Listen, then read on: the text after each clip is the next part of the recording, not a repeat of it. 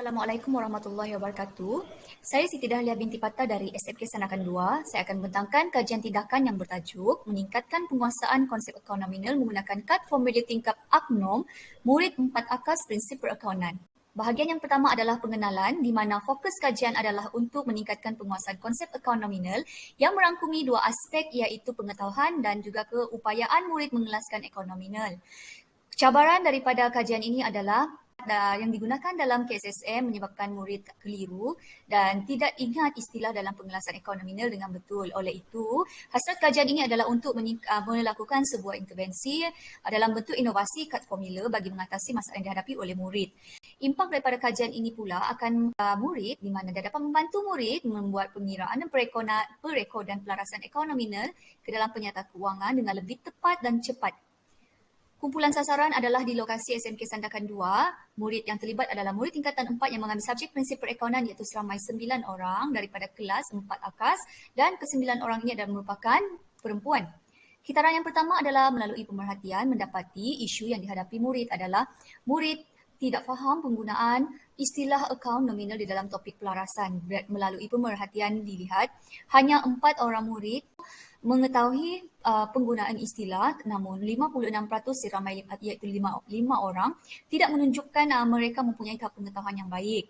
Dan yang kedua ialah kelemahan murid terhadap penguasaan konsep perakaunan asas akuan yang mana mereka gagal buat klasifikasi akaun ke dalam aset semasa dan liability semasa dengan betul berdasarkan hasil ujian pra yang dilaksanakan. Seterusnya, kitaran 1B refleksi menunjukkan isu tahap pengetahuan murid adalah berada pada tahap yang rendah yang berpunca daripada penggunaan istilah baharu yang agak mengelirukan, dan yang kedua, murid salah membuat klasifikasi ekonomi ke dalam akaun aset semasa dan liability semasa dengan betul.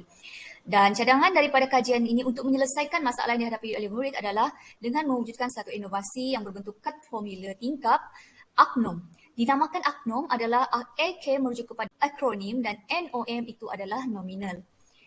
Kitaran 1C merancang iaitu matlamat kajian melaksanakan intervensi menggunakan inovasi kad formula tingkap yang mana objektif umumnya adalah untuk mengenal pasti keberkesanan kad formula tingkap yang digunakan oleh guru sebagai alat intervensi, dan dua objektif khusus yang ingin dicapai adalah yang pertama meningkatkan pengetahuan murid terhadap penggunaan istilah dan yang kedua adalah meningkatkan keupayaan murid untuk membuat klasifikasi akaun ke dalam aset semasa dan liability semasa.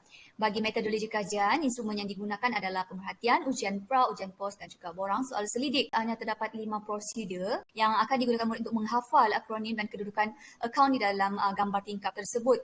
Kemudian apabila murid diberi soalan, mereka hanya perlu melakar bingkai dan juga menulis akronim pada kertas soalan tersebut dengan kedudukan yang betul. Kemudian bandingkan soalan dengan hujung akronim tersebut dan kelaskanlah akaun tersebut mengikut kedudukan tingkap dan jika di kiri tingkap itu adalah aset semasa dan di kanan tingkap itu adalah liability semasa.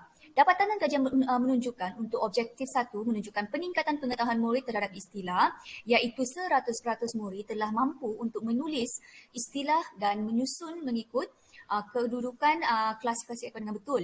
Yang kedua, meningkatkan keupayaan murid membuat klasifikasi jika dilihat gambar bar biru alih ke bar oranye masing-masing keseluruhannya adalah menunjukkan peningkatan. Dan akhir sekali, objektif umum mengenal pasti keberkesanan kad formula di mana 100% bersetuju bahawa kad formula tingkap ini telah membantu mereka meningkatkan pengetahuan dan juga membantu mereka mengklasifikasikan akaun nominal tersebut ke dalam aset semasa dan liability semasa dengan betul. Pelaksanaan intervensi kad formula tingkap ini telah dapat membantu mencapai ketiga-tiga objektif yang telah ditetapkan dalam kajian. Bagi kitaran 2B refleksi semula, keberkesanan kad formula tingkap AKNOM dalam menyelesaikan isu kajian menunjukkan boleh buat dan juga sangat teruja dalam menggunakan kad formula ini. Dari segi kekangan pula, kad yang diedarkan berbentuk tidak boleh dibawa ke dalam peperiksaan. Namun, murid perlu menghafal dan melakar semasa menjawab soalan di dalam kertas soalan masing-masing lah. Dan antara faktor kejayaan kad formula ini dilihat daripada kesungguhan dan motivasi murid yang meningkat. Cadangan kajian lanjut agar kad formula tingkap AKNOM diteruskan dalam pengiraan dan perekodan semasa penyediaan penyata keuangan.